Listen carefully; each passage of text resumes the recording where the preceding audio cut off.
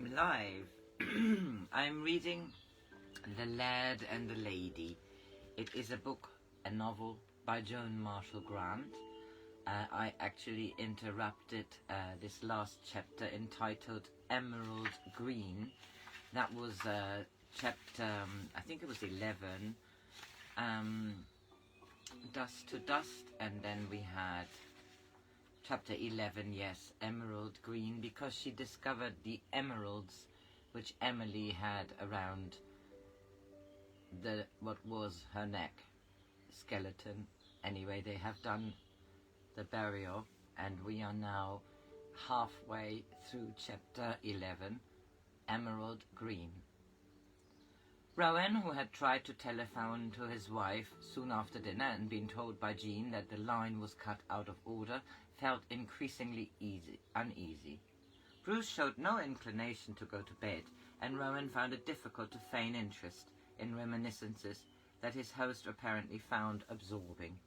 At intervals he made remarks or noises which indicated enthusiasm or sympathy, but so little attention was required to maintain this surface courtesy that his mind was free to carry its own burden of speculation.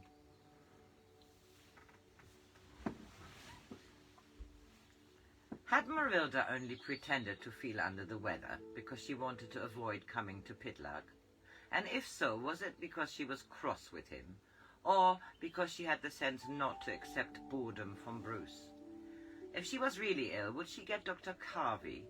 Not that the old boy was much use, but he would at least have the wit to send for her husband. But how could they send for him when the telephone wasn't functioning? Sandy would come over in the shooting break. But suppose that had broken down too?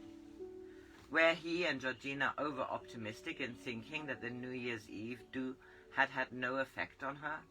Sometimes there was a delayed reaction, as in concussion. What would happen if Marylda suddenly saw Emilie, or worse, behaved as Emilie, when he wasn't there to look after her? Why had he been such a fool as to leave her alone? He had a hunch that Marylda wanted him. So what was he doing, sitting, listening to Bruce droning interminable stories? He stood up and said dramatically, "Good God, Bruce, I'm the most appalling ass. I asked a chap to come up from London. He's due on the night train, and I've clean forgotten to tell my wife."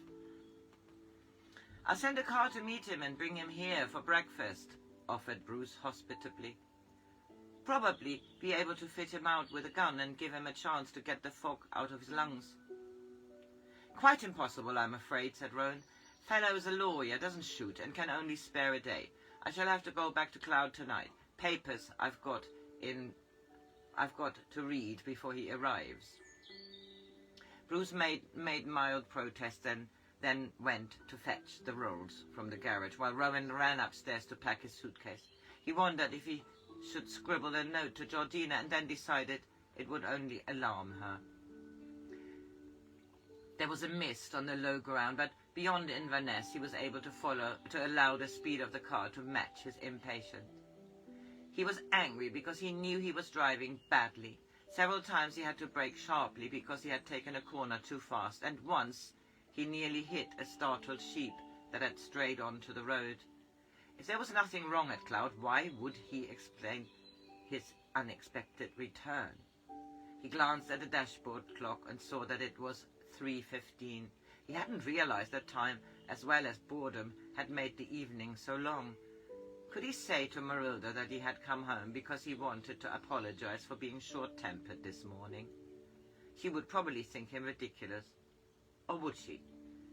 Wouldn't he be grateful if she had taken so much trouble to end a quarrel? He'd feel a fool if she hadn't known he was angry, and he was damned if he'd admit that he'd been jealous. Birch trees flicked past in the glare of the headlights. The road curved towards the river. He changed down and accelerated up the drive, for once too preoccupied to consider the welfare of his tires. He left the car in the garage, and then he was running when he reached the postern door, which was used after the house had been locked for the night. Someone had put the key further along the ledge where it was usually hidden, and he had to strike several matches before he found it.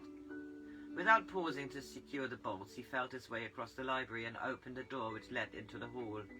Where was Marylda? Why were all the lights still on? He went to the dining room and saw the table had not been cleared. So Duncan had been here to dinner.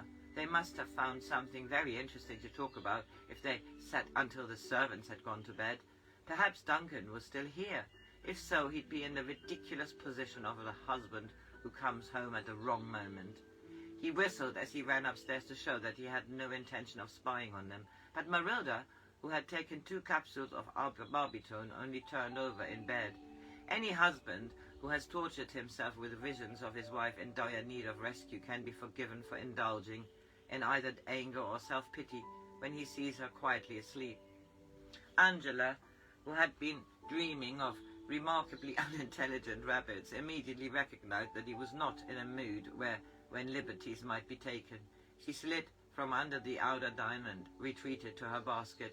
Marylda opened her eyes for a moment and murmured drowsily, "Darling, I'm sure it isn't time to get up yet," then relapsed into sleep. Rowan retaliated by switching on all the lights. Surely it was not too much to demand some consideration after driving 57 miles in 65 minutes. At least she could have had the courtesy to pretend to be pleased to see him when they hadn't met for nearly 20 hours. He could scarcely have felt more indignant had it been 20 years. Marylda reluctantly returned from the pleasant borderland into which she had been taken by the barbiton. As her mind registered Rowan's unexpected presence, she sat up and stared at him in bewilderment. She saw him looking at the emeralds, which were defiantly green against her white skin. She tried to cover them with her hand, on which another emerald shone. Rowan's complex emotions fused into cold jealousy. So, Duncan had given her this ridiculously valuable present, which she dared to wear only when her husband was safely out of the way. Duncan would soon discover that trying to cuckoo the Laird had never been a healthy occupation. "Give those bloody emeralds to me," he said quietly. "I shall enjoy returning them." She hesitated. Surely he couldn't think she meant to keep them. He was more than welcome to his dreary heirloom. She took the ring off her finger, noticing as she did so that she wore it, as Emilie had done, over her wedding ring. When she unclasped the necklace and dropped them both in Rowan's outstretched hand. "It was surely an unnecessary refinement of bitchiness to wear this ring on your marriage finger," he said bitterly. "Why didn't you make a clean sweep and remove my humble offering? It's only an 18-carat gold, but Macron could not produce a better one. Or you may have forgotten the incident." She had been prepared for him to be angry that she had lied to him about Emilie. But what was this nonsense about another man? There was no link between him and Hector, so he couldn't be jealous of his grandfather. The idea of a husband being jealous of his grandfather made her smile, which provided the detonator to his anger. "I ought to thrash you until you whimper, like that bloody dog of yours, and then go over to Dulloch to teach Duncan not to meddle with other men's wives." He took her bewilderment for disdain. "Oh God," he thought despairingly, "now I shall have to beat her or she'll never respect me again. I thought I could bluff her into admitting what she'd done, and then I could have given her another chance, but how can I make her faithful to me if she thinks it's funny to be caught out?" He forced himself to modulate his voice, to speak slowly as though he felt confident and aloof. "You may find it odd that I'm annoyed to discover you prefer another man and accept his favors. I can only suggest that you revise your opinions."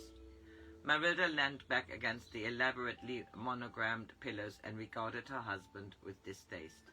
So this was the man for whom she had fought terror. This was Sir Rowan Cairdry, who talked about the allegiance of the clan, the obligations of ancestry, and yet who had not the elementary decency to trust either his wife or his best friend. Certainly this primitive ape need no longer be protected from knowledge. She took a cigarette from the box on the bedside table, lit it with a gold lighter, blew a smoke ring to show that she was not to be intimidated by the behavior of barbarians. The emeralds, my dear Rowan, are not, as it apparently flatters you to presume, a payment on account from your friend who bears the whimsical title of the Master of Cardry. Had I desired emeralds, I, fortunately, have the means to buy them. Don't lie to me. I assure you that I shall not again trouble to do so. As you are so interested, it may amuse you to know that you are holding the Cardry emeralds, which my aunt was accused of stealing. After all, when the Cardry is prepared to murder his wife, he might just as well go the whole hog, and malign the dead by saying she was a thief, and also sufficiently ill-mannered to elope with the chauffeur.